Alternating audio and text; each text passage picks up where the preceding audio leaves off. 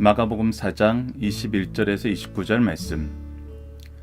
또 그들에게 이르시되 사람이 등불을 가져오는 것은 말 아래에나 평상 아래 두려 함이냐 등경 위에 두려 함이냐.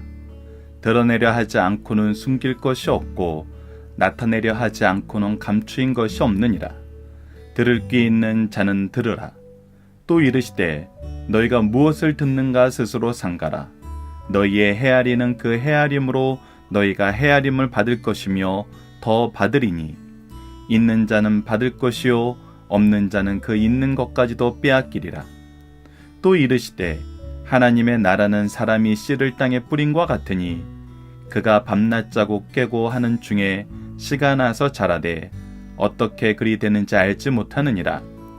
땅이 스스로 열매를 맺되 처음에는 싹시요 다음에는 이삭이요 그 다음에는 이삭의 충실한 곡식이라. 열매가 익으면 곧 낫을 대나니 이는 추수 때가 이르렀음이라. 아멘. 안녕하세요. 승리한상 가족 여러분, 그리고 강성성경연구원 여러분. 오늘은 마가복음 4장 21절에서 29절 말씀을 듣고 실천하는 자에게 영적 성장이 있다라는 제목으로 함께 나눠보도록 하겠습니다. 자, 21절 말씀부터 봅시다. 또 그들에게 이르시되 하면서 천국 복음에 대해서 씨 뿌리는 비유를 하신 이후에 다시금 이 천국 복음에 대해서 계속해서 말씀해 주고 계세요. 사람이 등불을 가져오는 것은, 우리에게 등불이 있다는 것은, 등불을 우리가 찾는다는 것은, 등불을 사용한다는 것은 무엇을 위한 거냐면 말 아래나 평상 아래 두려 함이냐 등경 위에 두려 함이냐. 즉 등불이라는 것은 비추기 위한 거예요. 우리가 보기 위한 거예요. 그래서 잘 볼 수 있는 곳에 놓는 것이 당연하죠. 이것을 말 아래나 평상 아래 두려면 등불을 켜놓을 필요가 없어요. 등불이 그 기능을 발휘하지 못하기 때문이죠. 그렇기 때문에 우리는 이 등불을 보이게 해야 된다는 것입니다. 자, 그거에 대해서 좀 더 구체적으로 설명하는 것이 22절입니다. 드러내려 하지 않고는 숨기는 것이 없고. 자, 이것을 우리가 그냥 읽으면 좀 이해하기 힘드는데 이 부정적인 표현 않고 없고를 빼고 한번 읽어봅시다. 드러내려 하는 것은 숨긴 것이고 나타내려 하는 것은 감추인 것이다. 즉 이것이 무슨 뜻이냐면, 이것을 이제 부정문을 써서 좀 더 강조를 한 것인데, 우리에게 뭔가 숨기는 것이 있다는 것은 드러내야 되는 것이 있고, 감추인 것이 있다는 것은 이것을 나타내야 되는 것이 있다는 거예요. 자, 이 얘기는 무엇이냐면, 우리에게는 하나님께서 주신 빛이 있고 그것을 드러내게 하려 하시는데, 이것을 드러내지 못하는 자들이 있고 드러내려 하지 않는 자들이 있을 수 있다는 거예요. 그러나 어떻다는 거예요? 이것은 절대 감춰질 수 없다는 것입니다. 이 등불은 누가 주셨고 누가 비추고 누가 이 안에서 빛을 누리게 하시기 때문에, 바로 하나님께서 하시기 때문에. 이것은 계속해서 우리가 무엇으로 볼 수 있습니까? 우리가 어제 말씀에서 씨는 무엇이었어요? 하나님의 말씀이었어요. 그 씨가 뿌려지는 것은 우리에게 복음이 선포되고 복음이 주어지는 거였어요. 이 등불 또한 복음입니다. 이 복음은 우리가 소유하면 드러낼 수밖에 없어요. 그리고 드러내게 하시기 위해서 우리에게 이 복음의 역사를 주신 거예요. 복음을 우리에게 주신 거예요. 복음의 역사를 맡기신 것이죠. 그렇기 때문에 우리는 이것을 드러내는 사명을 가졌어요. 이것을 감추는 사명을 가진 것이 아니에요. 이 은혜라는 것은 무엇이냐면요, 우리가 받고 끝나는 것이 아니에요. 복음의 은혜도 마찬가지예요. 복음의 은혜는 더더욱 그러하죠. 그래서 이 은혜라는 것은 우리가 이 은혜를 누리게 하시고, 이 은혜를 누리고 나서 누군가에게 은혜의 통로가 되게 하세요. 이것은 너무나 당연해요. 왜? 우리가 은혜를 받는 것도 우리가 누군가를 통해서 은혜를 받기 때문이죠. 하나님은 구속사의 일꾼들을 들어서 우리에게 은혜를 전해주게 하시고, 우리가 또한 구속사의 일꾼 되어서 이 은혜를 전하는 등불의 사명을 하게 하신다는 것입니다.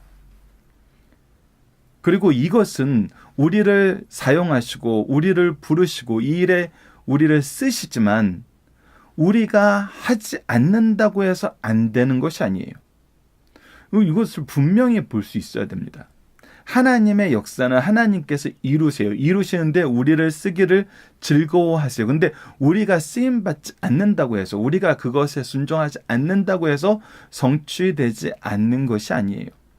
우리가 이미 예수님 시대에 예수님을 이해하고 받아들이고 준비하여서 선포해야 될 책임이 있는 많은 유대 지도자들이 어떻게 했어요? 오히려 예수님을 미워하고 예수님을 거절하고 예수님을 죽이려 했고 죽였어요. 그런데 하나님의 구속의 역사가 좌절됐나요? 멈추었나요? 실패되었나요? 전혀 아니죠. 그렇기 때문에 이것을 우리가 동일하게 봐야 된다는 것입니다. 이 등불은 하나님께서 비치게 하시려고 주셨고 우리를 통해서 이것을 비치게 하시고 이 빛은 반드시 나타난다는 것입니다. 23절 봅시다. 들을 귀 있는 자는 들으라 라고 얘기하십니다. 그래서 우리에게 분명히 얘기해 주십니다. 우리가 이 일을 한다는 것은 우리의 능력과 우리의 경건과 우리의 어떤 노력으로 성취되는 것이 아니라 하나님의 주권적인 뜻과 은혜와 능력 안에서 성령께서 우리를 이끄셔서 이루어지는 건데, 하나님께서 우리가 이 일에 쓰임받는 것을 즐거워하시고 우리가 이 일을 하는데 어떤 공로도 얘기할 수 없을 만큼 우리가 한 것이 아니라 성령의 역사로 말미암아 우리가 쓰임받는 주의 도구일 뿐이었고 주의 선포자일 뿐이었고 주님의 말씀을 전하는 메신저일 뿐이었는데, 우리는 종일 뿐이었는데 하나님은 이것을 무엇으로 여겨주신다고요? 우리의 의로 여겨주신다는 거고. 그래서 우리는 이것을 알아야 됩니다. 자, 그래서 24절 봅시다. 또 이르시되 너희가 무엇을 듣는가 스스로 삼가라. 그렇기 때문에 우리가 주의해야 되는 것은 무엇이냐면 우리가 듣는 내용이 무엇인지를 바로 알아야 돼요.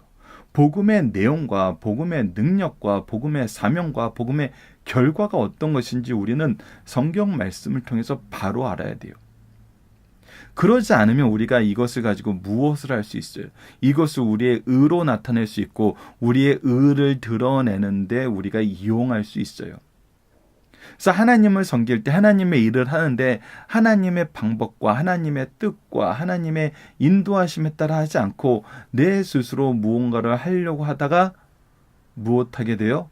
오히려 우리가 그 안에서 교만하게 되고 경건치 않은 모습 안에서 우리는 넘어지게 됩니다. 그래서 얘기하는 거예요. 삼가라. 삼가라.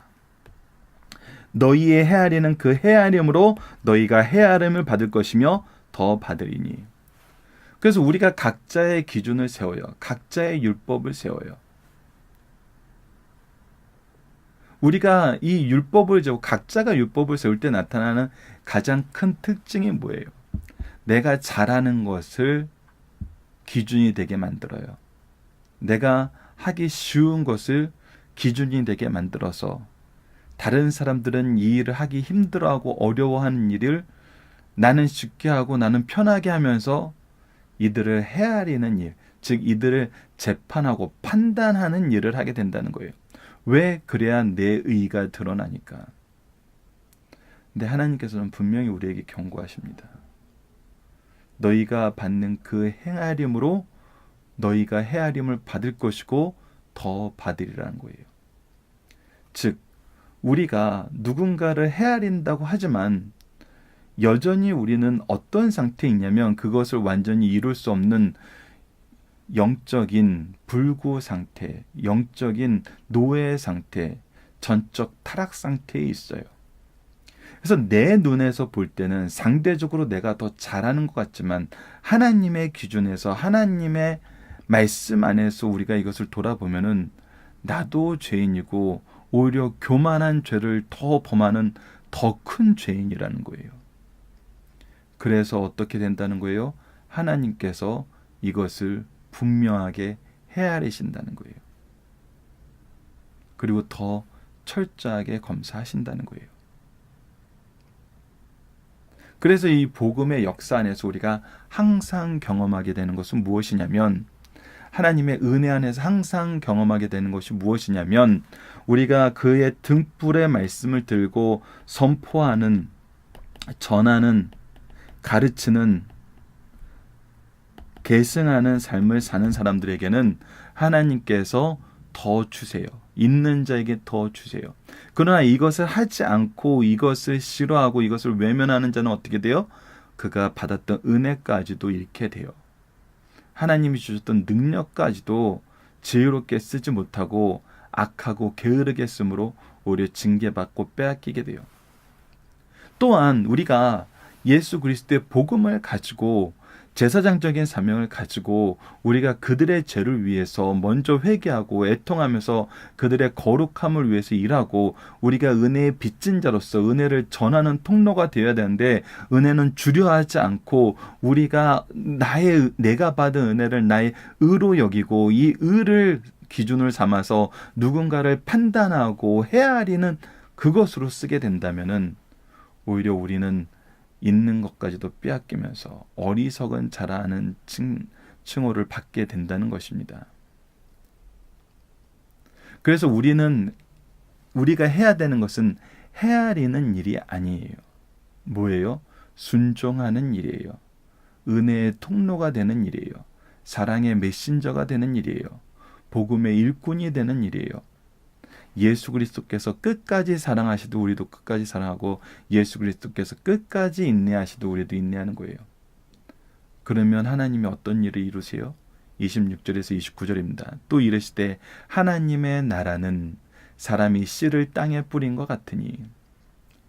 자, 예수님께서 하나님의 나라는 이라고 얘기하며 씨 뿌리는 비유를 보여주시고 그 안에서 우리가 이 하나님의 나라를 어떻게 받아들여야 되는지를 가르쳐 주셔서 우리의 내적인 변화에 대해서 얘기하신다면 이제 우리가 이 하나님 나라의 복음의 씨앗을 가지고 있는 자로서 이것을 가지고 등불의 역할을 하고 이 헤아리는 역할을 하는 것이 아니라 은혜의 통로의 역할을 하게 됐을 때 나타나는 외적인 결과를 가르쳐 주시는데 사람이 씨를 땅에 뿌린 것 같으니 27절입니다. 그가 밤낮 자고 깨고 하는 중에 씨가 나서 자라되 어떻게 그리 되는지 알지 못하느니라.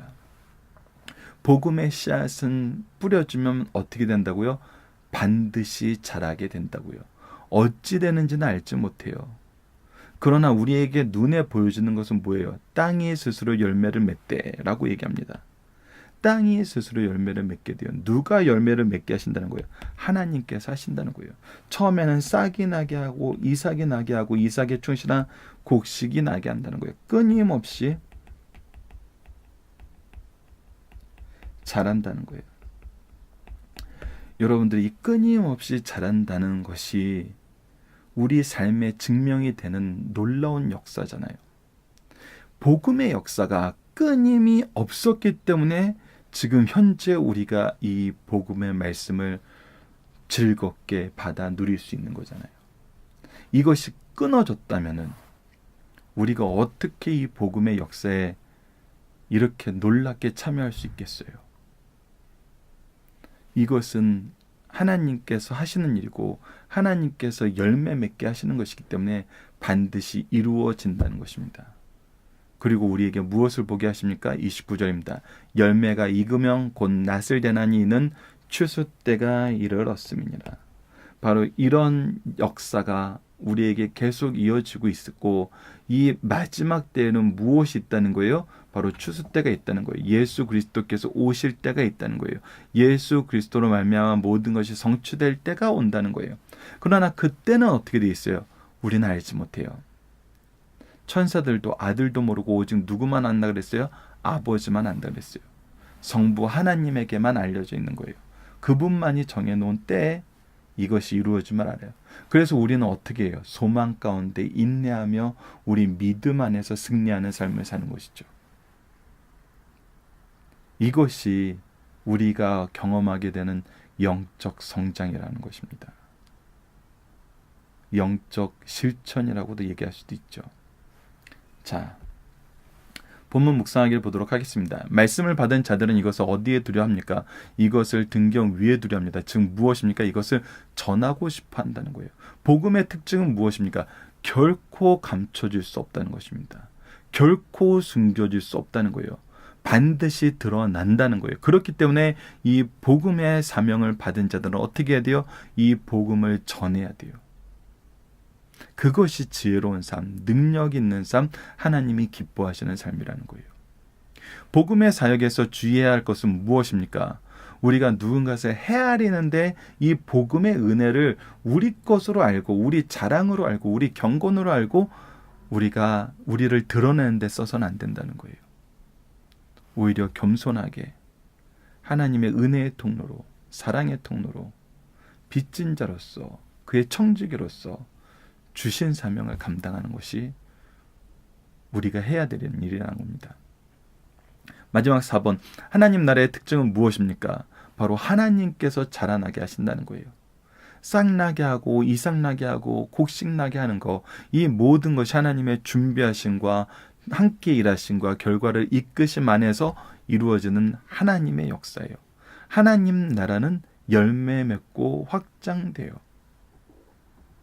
그 증거가 저와 여러분이죠. 하나님께서 이루셔서 지금까지 이 복음의 씨앗들이 우리에게 와 확장되어 가고 있는 것이잖아요. 그리고 우리로 하여금 이제 또 이 씨 뿌리는 일에 쓰시기 위해서 부르시는 하나님의 음성을, 그리스도의 명령을, 성령의 인도하심을 우리가 따라야 된다는 것입니다. 자, 중심 사상을 보도록 하겠습니다. 오늘도 서론적인 말씀이 있습니다. 씨 뿌리는 비유를 통해서 주님께서 비유로 말씀하시는 이유를 분명히 말씀하셨어요. 하나님 나라의 비밀을 아는 사람은 제한적입니다. 그러므로 비유를 통해서 하나님 나라의 비밀이 허락된 자들에게는 쉽게 깨우쳐 더욱 풍성히 주시지만 다른 한편에 있는 사람들에게는 하나님 나라의 비밀을 보지 못하도록 들어도 듣지 못하고 깨닫지 못하게 하려고 비유로 말씀하시고 계세요. 마태복음 13장에서는 천국의 기본적인 성격을 가르치려고 씨 뿌리는 비유를 중심으로 8가지 비유를 말씀하셨고, 이 중에 씨 뿌리는 비유가 기본적인 비유라는 것을 우리가 지난 시간에 예수님의 말씀에서 확인할 수 있었습니다. 계속하여 주님께서 비유에 말씀하시는데 말씀을 받고 바로 실천하는 사람의 행위를 빛으로 비유하여 설명해 주십니다. 그리스도인은 누구나 다 그리스도를 증거하도록 부르심을 받은 사람들이에요. 그들은 자신의 빛을 사람에게 비추어야 합니다. 그러므로 씨 뿌리는 비유가 내적인 삶을 가르쳐 주신다면 등불의 비유는 외적인 삶을 가르쳐 주시는 말씀이에요. 하나님의 나라는 작은 씨앗과 같이 처음 시작은 작고 초라하지만 결과는 풍부한 결실을 가져온다는 것입니다. 이것이 생명이 있는 것의 특징이에요. 생명의 씨는 잠재력이 있어 반드시 그 능력을 나타낼 수밖에 없다는 것입니다. 이것이 바로 그리스도의 복음, 하나님께서 우리에게 주신 이 생명의 능력이에요. 말씀의 능력인 것입니다. 생명력 있는 역사가 있다는 것입니다. 자, 중심사항 하나씩 보도록 하겠습니다. 여러분들 책 92페이지를 보시면 더 이해하기 좋으십니다. 자, 첫 번째는 우리가 받은 영적 교훈을 부지런히 활용해야 된다는 거예요. 우리가 이 영적 교훈을 부지런히 활용한다는 것은 단순히 이것을 존중하고 고백하고 증거하는 것을 넘어서 이것을 삶에 우리가 실천하는 것을 얘기해요. 이 실천하는 것이 바로 뭐예요? 우리의 삶에 적용하는 거예요. 여러분들이 그래서 우리 이 교재에 본문에 적용하기를 항상 주의 깊게 보시면서 우리 삶의 주변을 살펴봐야 됩니다. 우리가 삶의 주변을 말씀을 통해서 살펴보고 우리에게 맡겨진 사명이 무엇인지 깨달았을 때 우리가 그 일을 할 수 있는 능력을 주시고 그 일을 통해서 우리는 또 제자를 양육할 수 있는 거예요. 우리는 모두가 제자를 양육할 수 있는 상황 속으로 파송받는 그리스도의 일꾼들인 거예요. 그렇기 때문에 우리는 이 안에서 그리스도의 복음의 말씀을 실천하여서 사람들에게 복음의 능력을 나타내는 통로가 되는데, 이것에 대해서 마태복음 5장 16절에서 뭐라고 얘기했어요? 우리의 착한 행실로 말미암아 라고 얘기했어요. 이것을 우리가 잘 기억해야 됩니다. 우리는 평가하는 사람이 아니에요. 우리는 은혜의 빚진 자요, 은혜의 통로요, 은혜의 전달자인 것입니다. 자, 두 번째, 은혜의 수단을 통하여 받은 유익의 정도는 전적으로 그것을 어떻게 활용하느냐에 따라 달라 있다는 거예요. 예를 들면 기도하고 성경 읽고 말씀 듣는 것은 신앙을 바르고 튼튼하게 하는 행위 중 기초적인 것입니다. 하지만 그것을 실천하는 삶이 없다면 신앙이 향상되기는커녕 더 악화될 수밖에 없어요. 왜냐하면 부재하게 듣고 경외심을 가지고 실천하지 않는다면 의식은 있으나 변화된 능력 있는 삶은 없기 때문입니다. 자, 마지막 세 번째, 하나님의 나라는 생명력 있는 운동으로 이미 예수님의 인격과 활동 속에서 시작되었다는 것입니다. 그래서 우리가 이것이 어떻게 자랄까, 어떻게 열매 맺을까, 어떻게 이것을 추수할까, 이것을 그리고 누구와 나눌까, 이렇게 걱정할 필요 없어요. 이것은 우리가 하는 것이 아니라 하나님이 하시는 거예요. 하나님의 지배 안에, 하나님의 재배하심 속에 있는 거예요. 그렇기 때문에 우리는 우리의 사명, 우리가 할 수 있는 것, 우리에게 하라고 하신 것을 하면 돼요. 복음을 시인하고, 복음을 선포하고, 복음을 가르치고, 복음 안에서 우리의 삶이 계승되도록 하는 것입니다. 자, 본문 다지기를 보도록 하겠습니다. 왜 형제를 비판하지 말아야 됩니까? 이 부분은 우리가 성경적으로 이제 항상 반복적으로 우리에게 가르쳐주는 내용이 있습니다. 그것이 무엇이냐면, 첫 번째는 우리가 어떤 사람이나 사건에 대해서 전체적으로 파악할 수 있는 능력과 지혜가 없기 때문이에요. 그래서 우리가 정확하게 판단했고 파악했다고 하는 것이 틀릴 수가 있어요. 그것은 우리가 오히려 죄를 짓게 되는 것입니다. 두 번째는 우리가 공평하기가 불편해요. 그래서 우리가 이것을 가지고 심판을 내리는데 그 심판이 공정한가 공정하지 않은가, 이 부분에 대해서 항상 논란이 있을 수 있어요. 세 번째, 아무리 남을 판단하고 정죄할 만큼 선하지 못하다는 거예요. 선하신 분은 오직 하나님 한 분뿐이세요. 그렇기 때문에 우리는 비판하는 일과 또 우리가 판단하고 정죄하는 일은 또 다르게 보는데, 판단하고 정죄하는 것도 이 비판하는 일에 들어가요. 넓은 범주 안에서. 그렇기 때문에 우리가 판단하고 정죄하는 일을 하는 것이 아니라 은혜의 빚진 자로서 죄인 되었던 나를 찾아오셔서 사랑의 은혜로 용서와 구원의 놀라운 은혜를 주신 그 예수님의 사랑을 전하는 일이 우리의 사명이란 것입니다. 두 번째, 말씀을 올바로 듣기 위해서 어떻게 해야 됩니까? 우리가 항상 예배를 위해서 준비할 수 있고, 예배 때에 집중할 수 있고, 예배 이후에 정말 귀한 복음의 교제를 나눌 수 있어야 됩니다. 그것을 세 가지로 얘기할 때는, 우리가 들을 때는 믿음으로 들어야 된다는 것입니다. 그리고 이것이 하나님의 말씀으로 들을 수 있어야 된다는 거예요. 그리고 이것을 기도로 준비하고 기도로 실천해야 된다는 것입니다. 자, 세 번째, 씨를 뿌리고 자라기까지 초조하게 기다릴 필요가 없는 이유는 무엇입니까? 이것은 누가 하시기 때문에? 하나님이 하시기 때문에. 자, 하나님이 나에게 맡기신 것은 이 복음을 가지고 나가서 시인하게 하셨어요. 선포하게 하셨어요. 가르치게 하셨어요. 이 내가 가진 것으로 은혜를 나누게 하셨어요. 그러면 어떻게 돼요? 하나님께서 자라게 하시고 열매 맺게 하시고 더 나아가서 이 은혜를 또 나누게 하신다는 것입니다. 그렇기 때문에 우리는 누구를 의지하고 누구를 신뢰하고 일하는 거예요? 바로 하나님을 의지하고 그의 약속을 신뢰하면서 사는 것입니다. 자, 영적 추수기는 언제 옵니까? 이때는 감춰져 있습니다. 그렇기 때문에 우리에게 무엇 속에서 살라 그랬어요? 참된 믿음의 소망 속에서 살라 그러세요. 이때는 감추져 있는 것이 우리에게 은혜임을 우리는 요한계시록에서 이미 확인할 수 있었습니다. 이 말씀을 여러분들 본문 다지기를 통해서 다시 한번 확인해 주시고 더 깊은 은혜 나누시고, 강해집이 있으신 분들은 강해집 내용을 좀 더 묵상해 주시길 부탁드리겠습니다. 자, 적용하기입니다. 우리는 복음을 소유한 삶으로서 어떠한 삶을 살고 있나요? 자, 복음을 소유했는데 우리가 이 복음의 빛을 드러내는 삶을 사느냐, 복음의 빛을 가리고 감추는 삶을 사느냐는 거예요. 우리가 복음의 빛을 가졌다면 드러낼 수밖에 없어요. 복음의 빛 되신 분은 누구예요? 예수 그리스도예요. 즉 우리는 예수 그리스도를 전할 수밖에 없어요. 예수 그리스도의 말씀을 사모할 수밖에 없고, 그 말씀의 은혜를 나눌 수밖에 없고, 그 나누는 삶을 통해서 그들에게 복음을 전할 수밖에 없는 삶을 살아요.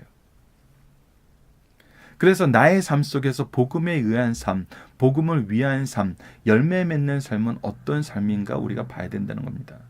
복음에 의한 삶은 뭐예요? 내가 작게는 예배자가 되었다는 거예요. 작다고 얘기할 수 없죠. 이것은 우리가 하나님의 은혜의 경륜 속에서 우리가 창세 전부터 하나님의 은혜로 선택하심을 받고 하나님의 자녀된 삶의 증거이기 때문에 이것은 너무나 놀라운 것이죠.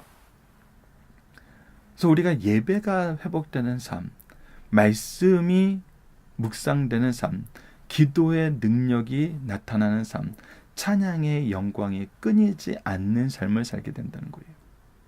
그것이 바로 복음에 의한 삶이에요. 그렇다면 복음을 위한 삶은 무엇이에요? 우리가 하나님이 세우신 선지자로서, 제사장으로서, 왕으로서 하나님의 말씀을 제사장으로서 선포하고, 선지자로서 선포하고, 제사장으로서 하나님의 말씀을 가르치고 그들의 거룩함을 위해서 기도하고, 우리가 먼저 회개하고 애통하는 중보의 기도를 하면서 우리가 왕으로서 그들의 생명을 살리기 위해서 나아가는 삶을 산다는 거예요. 그것이 바로 복음을 위한 삶입니다. 그리고 열매 맺는 삶은 어떤 삶이에요? 바로 우리를 쓰시는 하나님의 능력 안에서 복음으로 들어오는 사람들이 있다는 것입니다. 복음의 길로 들어서는 사람들이 있다는 것이에요. 이것을 우리가 기억하면서 이러한 삶이 우리의 인생에서 우리가 각자 소속된 곳에서 각 처에서 그리스도의 향기로 승리하는 삶으로 나타나길 기도합니다. 자, 이번 주 함께 기도하는 내용은 우리의 신앙이 항상 말씀을 힘입어 그리스도 안에서 성령의 역사로 성장하게 하여 주소서. 그리고 오늘 말씀의 기도는 하나님, 우리로 하여금 복음의 빛, 은혜의 통로, 열매 맺는 삶, 주님의 오심을 소망하는 삶을 살게 하여 주옵소서. 이 모든 것을 이루게 하시는 하나님의 양육하심을 인정하고 의지하며 담대하게 살게 하소서. 그래서 디도서 2장 11절로 12절에는 이렇게 기록되어 있습니다. 모든 사람에게 구원을 주시는 하나님의 은혜가 나타나 우리를 양육하시되 하나님의 구원의 은혜가 나타나 우리를 양육하세요. 그래서 경건하지 않은 것과 이 세상 정욕을 다 버리게 하세요. 버리고 신중함과 의로움과 경건함으로 이 세상을 알게 하세요. 우리가 이 은혜를 받았다고 안하무인한 것이 아니에요. 신중해요. 우리의 의를 세우는 것이 아니라 하나님의 의를 세우는 것이기 때문에 의롭지 않은 우리로서는 반드시 신중해야 되죠. 그리고 우리가 신중해야 되는 건 뭐예요? 상대방의 영혼이 상처받고 낙심하지 않기 위한 거예요. 그리고 의롭다는 건 뭐예요? 우리의 모든 것이 하나님의 말씀이 기준이 되어야 된다는 거예요. 경건함이란 건 뭐예요? 우리가 하나님의 말씀으로 사는 것이에요. 이것이 우리에게 있었고 있길 위해서 먼저 기도하는 우리 승리하는 삶 가족 여러분들, 그리고 강성성경 연구원 여러분들 되었으면 합니다. 감사합니다.